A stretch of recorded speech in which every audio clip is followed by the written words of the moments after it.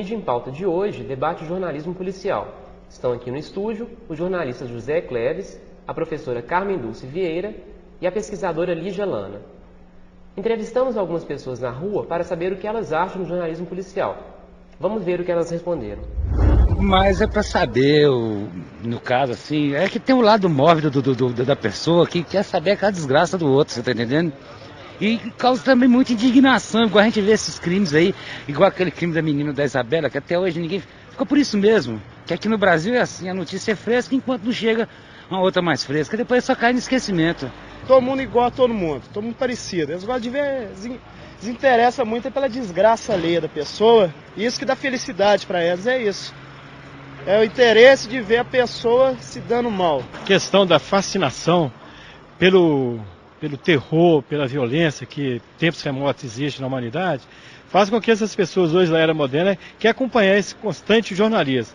Talvez é devido à quantidade de programa de jornalismo policial que está incentivando até talvez a violência. Só escuta naquele horário, porque é um programa policial. Aí depois daquilo incentivou a televisão também a fazer uma conexão com o rádio e a televisão, fazendo com que isso aumente. Começou Balanço, começou outros programas antigos e foi aumentando. Hoje todos os canais você vê o mesmo programa, violência constante de jornalismo. As pessoas ressaltaram o fascínio pela desgraça. Por que os casos de violência despertam tanto interesse no público? Essa é uma pergunta que é feita há muitos anos e que a gente não consegue responder com muita precisão. É por isso ou é por aquilo? Mas eu acredito que o mais interessante dessas respostas é exatamente o olhar de um leitor que não é um leitor idiota, ele sabe o que ele está lendo. Mas uma resposta também, a gente também não pode dar todo o poder ao leitor e achar que, afinal de contas, a mídia ocupa, as diversas mídias ocupam um lugar central na cultura contemporânea.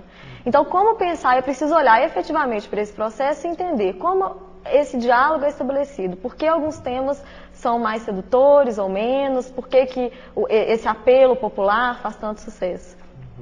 E olhando para isso, essa resposta só da violência, então falar, a violência atrai. Isso também não explica muito, porque existe nesse tipo de cobertura uma ideia de vida cotidiana. Então, como uma vida cotidiana é construída e quais os sentidos são disponibilizados para o público. Então, diante dessas notícias, mais que atração, a gente tira sentidos para a construção da nossa vida cotidiana. Então, por que, por exemplo, um programa Brasil Urgente, que fala de São Paulo, de um cotidiano que não é o nosso cotidiano, por que ele é assistido no Brasil inteiro? É exatamente porque existe uma construção de uma ideia de cotidiano que ultrapassa a cidade de São Paulo, ou o engarrafamento na marginal do Tietê.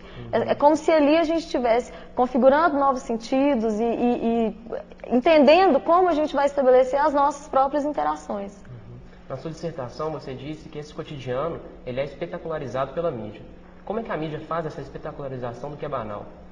Eu acho que dentro do que Cleves e Carmen falaram, esses formatos, eles pedem esse tipo de conteúdo, esse tipo de maneira de abordar os acontecimentos. Então, sim, porque se a gente pensa que jornalismo é contar uma história, né, é reconstruir os fatos, nós estamos falando de fatos sociais, né? Como você disse, nós estamos falando da vida das pessoas. Né?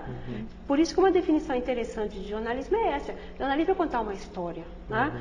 E se eu conto uma história, se eu digo que um cachorro morde um homem, eu não estou dizendo nada de excepcional, eu não preciso da mídia para dizer isso. Né? Agora, se eu digo que um homem mordeu o cachorro, né? Aí sim. Né? Isso é um fato novo. Né? Então, eu acho que a essência do chamado, né, jornalismo sensacionalista, né, ou a essência do exagero no jornalismo vem disso daí. Né? Olha, eu não preciso falar do que é normal, né, porque o que é normal todo mundo sabe. Eu preciso falar do diferente. Né? Eu preciso falar do singular. É isso que vende. É isso que vende. Não, mas eu vejo essa falsa sedução que as pessoas têm com esses fatos espetaculares, não pitoresco, mas violentos. Eu vejo isso da seguinte forma. A pessoa, às vezes, está interessada em ver a guerra, a notícia da guerra, não porque é violenta, não porque tem é sádica, é porque exatamente porque ela é contra a guerra. Eu acho que a gente tem muito mais leitores de fatos violentos e sanguinários, de pessoas que têm verdadeiro pavor e repugnância ao crime. Não é? Então, já o fato pitoresco, não, o curioso, o popular, qual que é o interesse? O interesse popular, o espetacular, o inusitado, o pitoresco, esse sim tem um público que quase todos nós gostamos do circo, etc. Mas a violência não. São poucas pessoas que gostam de ver a violência porque elas são violentas. Agora, eu acho que interessante isso que você está dizendo é o seguinte, de qualquer maneira nós estamos falando do que é humano. Né? E o que é humano nunca é indiferente ao ser humano. Manifestações. Né? E é preciso ressaltar também que hoje os leitores estão cada vez mais exigentes com os produtos que eles compram. Então, e aí se a mídia é alguma coisa que precisa ser vendida, e se os leitores são cada vez mais exigentes, a gente tem que ter esperança que dentro, né, desse duplo viés de um produto que precisa ser vendido e um leitor cada vez mais exigente, que esses produtos sejam cada vez melhores e o sucesso, ao mesmo tempo, a sociedade não aceita mais qualquer coisa, não aceita mais qualquer tipo de cobertura. A gente viu na externa uma fala de um telespectador que ele fala, e aí, esse caso Isabela Nardoni, ninguém vai falar mais nada, ou seja, as pessoas acompanham, elas têm essa noção de que o produto precisa ser bem feito. E você acredita que esses produtos midiáticos têm mudado ultimamente? Sim, a sociedade exerceu pressão, os programas foram remodelados. Então, e aí falando especificamente da televisão, no início dos anos 90 a gente tinha programas muito sensacionalistas e sem nenhum parâmetro ético de respeito. Isso deu uma freada nos anos 2000, então os programas foram remodelados. A baixaria ainda está presente na televisão, mas em função dos leitores, que estão cada vez mais exigentes, e de movimentos da sociedade, existe uma observação constante desses programas. Prova disso é a crítica de mídia, e aí não só falando da academia, né, de nós, pesquisadores, mas os próprios jornalistas, eles estão atentos e observando o que acontece dentro do universo midiático. Você disse que ainda existem programas de baixaria, que a questão ética ainda é importante se pensar. Qual que seria esse limite no sensacionalismo entre o que é ético e o que não é? Quer dizer, essa é a grande dificuldade. Né? Quer dizer, como ele é uma atividade muito dinâmica, o tempo inteiro você tem que estar avaliando. E aí é uma grande margem de erro que a gente tem. Né? Eu acho que um dos critérios de avaliação é exatamente o que a sociedade quer e o que ela permite. A gente tem, por exemplo, aquele movimento contra a baixaria na TV, né, que agora, 2, 3 dias atrás, já soltou a lista dos programas mais condenados por parte do público.